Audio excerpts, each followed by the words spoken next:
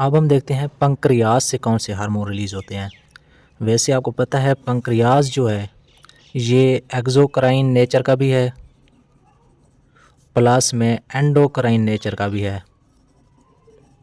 किस तरह? इसके सेल्स देखते हैं। इसके जो सेल्स हैं कुछ होते हैं आइसलेट्स ऑफ लैंगरहैंस, कुछ होते हैं पंक्रियाटिक एसिनाई या इनको हम एसिनार सेल भी बोलते हैं, एसिनार सेल्स।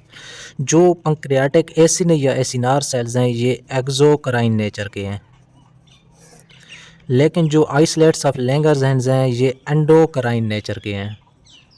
इसका मतलब है ये एंडोक्राइन हार्मोन रिलीज़ करेंगे।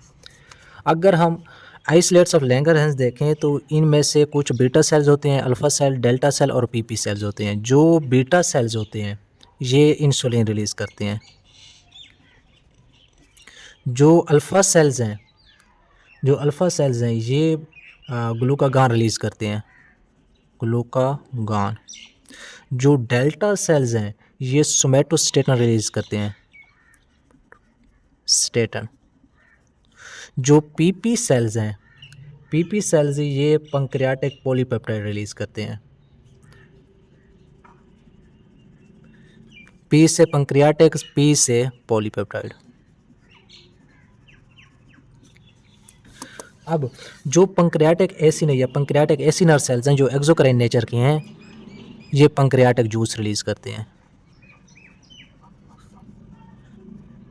जो जाके डाइजेशन में अपना रोल अदा करता है। अब हम एक एक स्टेप बाय स्टेप पढ़ते हैं। बीटा सेल से इंसुलिन रिलीज़ होती है। वैसे आपको पता होनी चाहिए कि जो बीटा सेल्स हैं ये 60% होते हैं, 60% बीटा सेल्स हैं और 25% जो हैं अल्फ़ा सेल्स हैं और 10% जो हैं डेल्टा सेल्स हैं। तकरीबन लेस देन 5% जो हैं वो पीपी सेल्स होते हैं। ठीक हो गया। अब देखते हैं जो अल्फ़ा से जो अपना बीटा सेल्स हैं जिसने इंसुलिन रिलीज़ की, तो अब इंसुलिन को देखते हैं। इंसुलिन रिलीज़ हुई है बीटा सेल से। इंसुलिन जो है ये एक पॉलीपेप्टाइड है, इसके अंदर 51 अमीनो एसिड पाए जाते हैं। दो चेन्स होती हैं, एक अल्फ़ा चेन होती है, एक बीटा चेन होती है। जो अल्फ़ा चेन है ये 21 अमीनो एसिड पे मुश्तमिल है, जो बीटा चेन है ये 30 अमीनो एसिड पे मुश्तमिल है और दोनों अमीनो एसिड चेन आपस में जुड़ी हुई हैं थ्रू आ डाइसल्फाइड बॉन्ड, एसएस बॉन्ड, इसको डाइसल्फाइड बॉन्ड बोलते हैं। अच्छा, अगर इसकी स्ट्रक्चर की बात करें तो ये मैं दिखाता हूँ। ये है इंसुलिन। सबसे पहले ये रिलीज़ होती है प्रो इंसुलिन फॉर्म में। किस तरह? इसके अंदर एक सी चेन होती है, एक अल्फ़ा चेन है, एक बीटा चेन है, या ए चेन और बी चेन बोलते हैं। ए चेन जो है ये 21 अमीनो एसिड पे मुश्तमिल है, ये एक से शुरू होते हैं यहाँ तक ये 21। जो बी चेन है ये यहाँ से शुरू होती है, ये 30 अमीनो एसिड पर मुश्तमिल है। और ये दोनों चेन जो हैं ये S S bond, disulphide bond के ज़रिए जुड़ी होती हैं। और ये याद रखना है कि ए चेन और बी चेन के दरमियान दो डाइसल्फाइड बॉन्ड होते हैं और एक तीसरा डाइसल्फाइड बॉन्ड जो होता है वो ए चेन्स के आपस के अमीनो एसिड में होता है। हाँ, एक चेन सी चेन भी होती है। सी चेन का काम है इस ए चेन और बी चेन्स को इकट्ठे मिला के रखना, और जब ये सी चेन इनके साथ जुड़ी होती है तो तब इंसुलिन का नाम होता है प्रो इंसुलिन। और प्रो इंसुलिन इनएक्टिव इंसुलिन है। जब इसने काम करना होता है तो इससे सी पेप्टाइड जो है ये सब्ज़ कलर की ये अलहदा हो जाती है और ए चेन और बी चेन फिर भी आपस में अटैच रहती हैं थ्रू आउट डाइसल्फाइड बॉन्ड।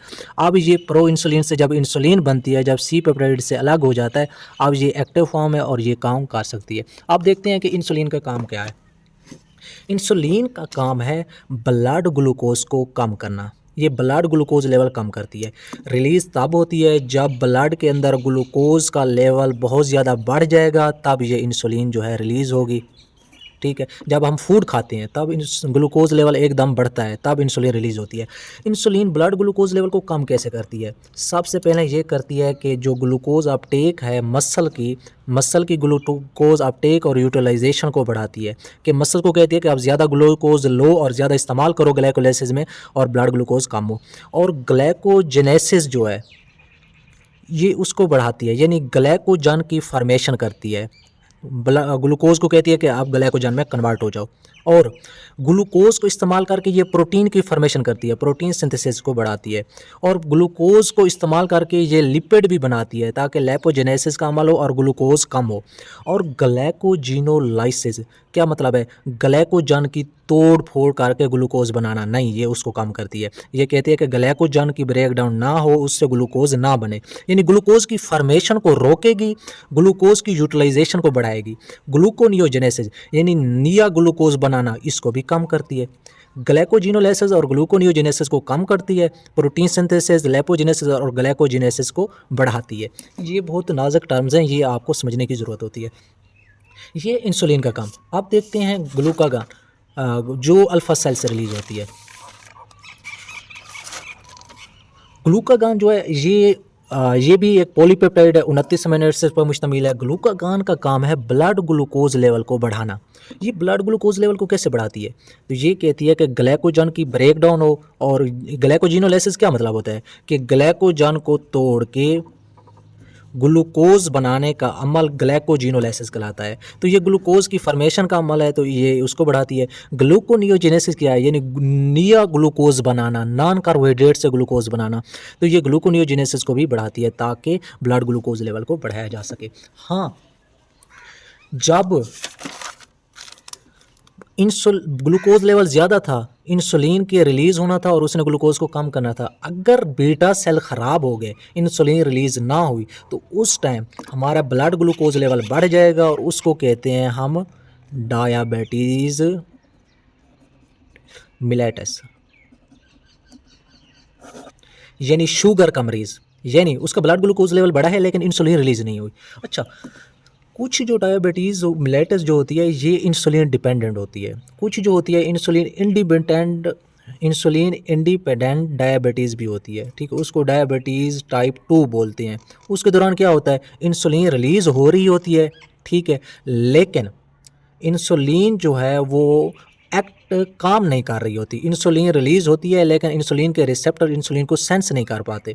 ठीक है, यानी इंसुलिन की रेजिस्टेंस पैदा हो जाती है। वो ओबेसिटी की वजह से होती है, वो तकरीबन बुढ़ापे में होती है टाइप 2 डायबिटीज़। लेकिन जो टाइप 1 डायबिटीज़ है, जिसको हमने डायबिटीज़ मिलेटस बोला है, ये जुवेनाइल यानी जवानी की उम्र में होती है।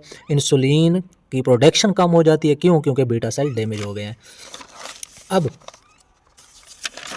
ग्लूकागान क्या है? ग्लूकागान ने इंसुलिन को ब्लड ग्लूकोज को बढ़ाना था।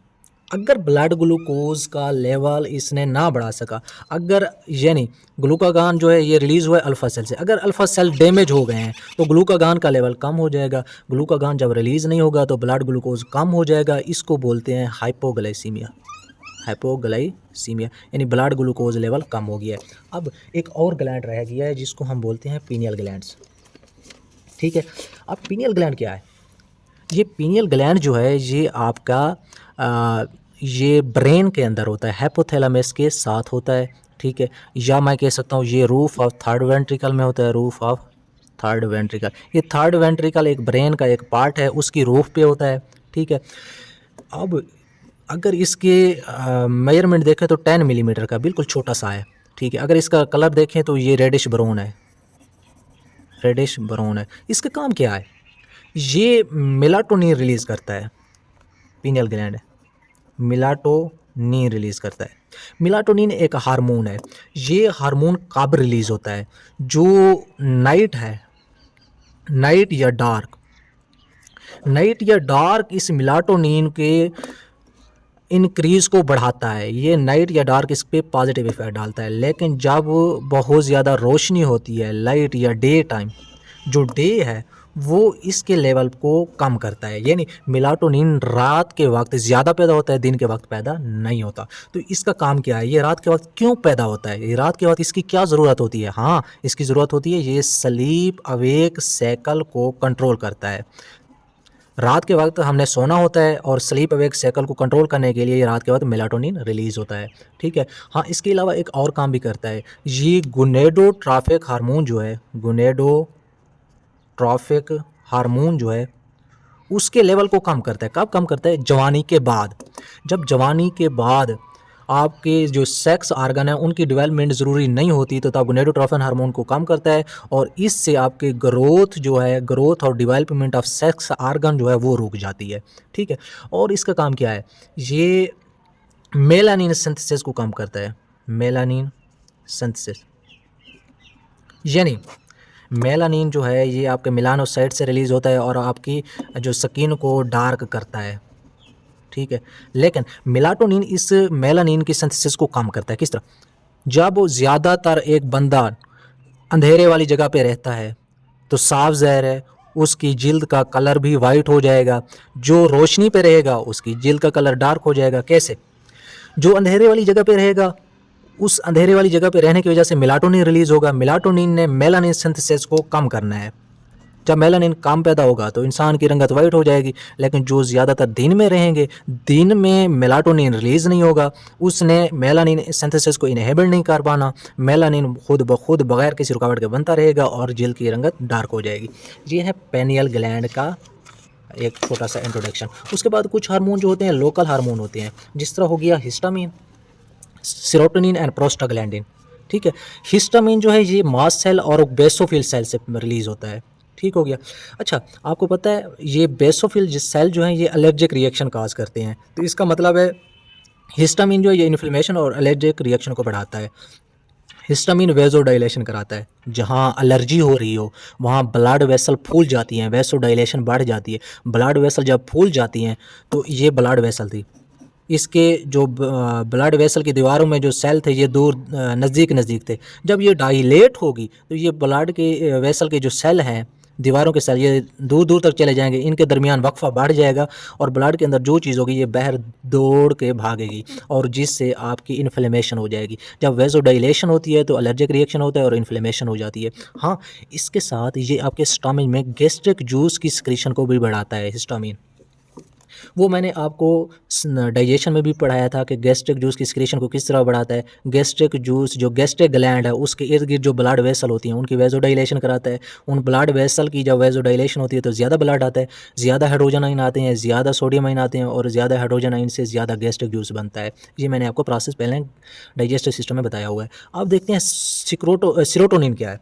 सीरोटोनिन जो है ये आपके प्लेटलेट से रिलीज़ होता है। जब प्लेटलेट से रिलीज़ होता है तो प्लेटलेट्स का काम है ब्लड क्लॉटिंग को बढ़ाना, तो ये सीरोटोनिन ब्लड क्लॉटिंग इंक्रीज़ करता है। कैसे इंक्रीज़ करता है? ये आपकी जो ब्लड वेसल हैं उनके अंदर जो स्मूथ मसल हैं उनकी कंट्रैक्शन को बढ़ाता है। जब स्मूथ मसल कंट्रैक्ट होते हैं तो आपकी जो ब्लड की जो वेसल है जहाँ से डैमेज हो रही होती है उसके डैमेज के अंदर ब्लड क्लॉट बन जाते हैं। ठीक है, ये प्लेटलेट्स का काम है। वैसे भी सेरोटोनिन जो है ये न्यूरोट्रांसमीटर है।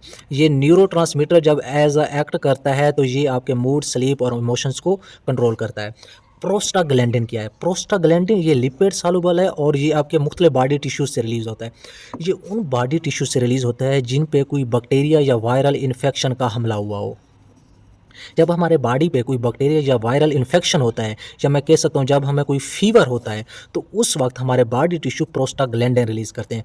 प्रोस्टाग्लैंडिन क्या करता है? पेन की सेंसिटिविटी को इंक्रीज़ करता है और इन्फ्लेमेटरी रिस्पॉन्सेस को बढ़ाता है। यानी जहाँ भी हमारे बॉडी टिश्यू में कोई ना कोई इन्फेक्शन हुआ है, कोई बैक्टीरिया ने आके अटैक किया है, तो उस वजह से प्रोस्टाग्लैंडिन रिलीज़ होगा। प्रोस्टाग्लैंडिन ने वहाँ पे पेन की सेंसिटिविटी को इंक्रीज़ करना है। अगर पेन पैदा होगा तो हमें पता चलेगा कि हमारे बॉडी के फलां हिस्से में कोई ना कोई बॉडी का टिश्यू डैमेज हो रहा है, कोई ना कोई इन्फेक्शन हो रहा है, तो ये एक हमें बताने वाला मैकेनिज़्म है प्रोस्टाग्लैंडिन कि यहाँ पे बैक्टीरियल इन्फेक्शन हो रहा है, इसका इलाज करो। अगर ये ना होता तो हमें पता ही ना चलता कि कहाँ पे इन्फेक्शन हो रहा है। ठीक है, ये था प्रोस्टाग्लैंडिन का काम। अब मैं देखूँ ये पीनियल ग्लैंड ये ब्रेन के अंदर था। ठीक है, ये भी हमने पढ़ लिया। अच्छा, हमने कौन कौन से ग्लैंड पढ़े हैं और उनका क्या क्या काम था।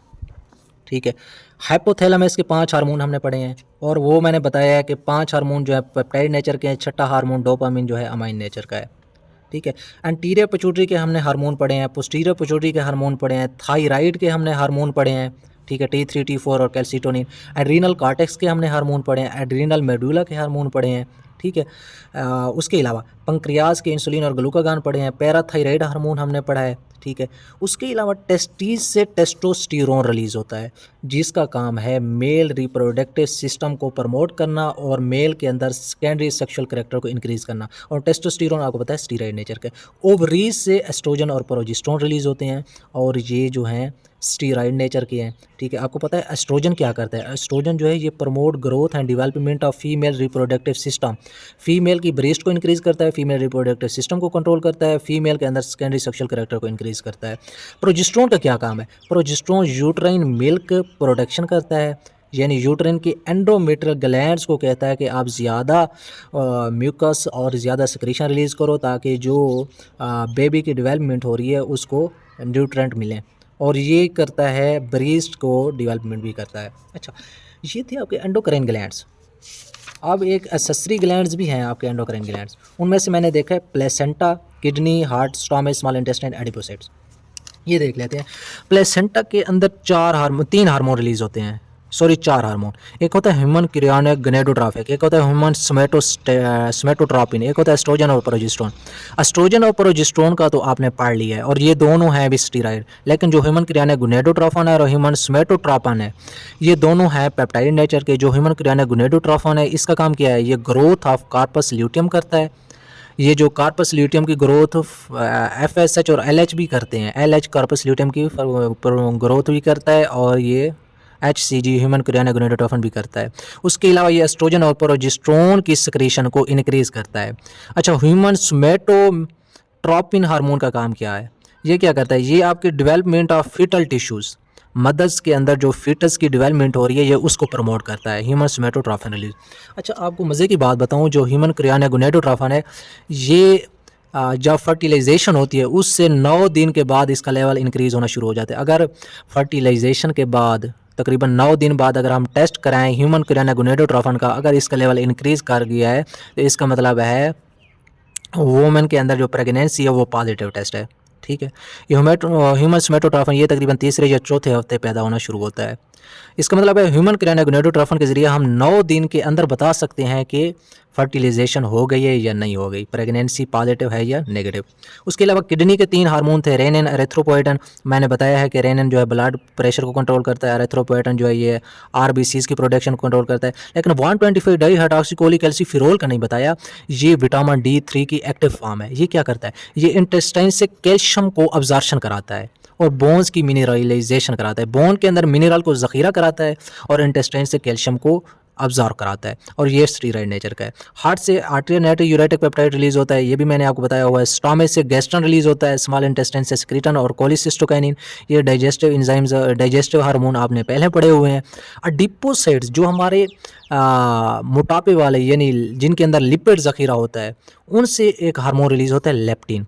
इसका काम क्या है? ये आपकी एपिटाइट को इनहिबिट करता है और थर्मोजेनेसिस करता है, यानी जब आपके अंदर लिपिड बहुत ज़्यादा ज़ख़ीरा हो गया है तो तब इसका मतलब है कि लिपिड ज़ख़ीरा हो गया तो हमें मोटापा हो रहा है। मोटापा हो रहा है तो लेप्टिन क्या करेगा?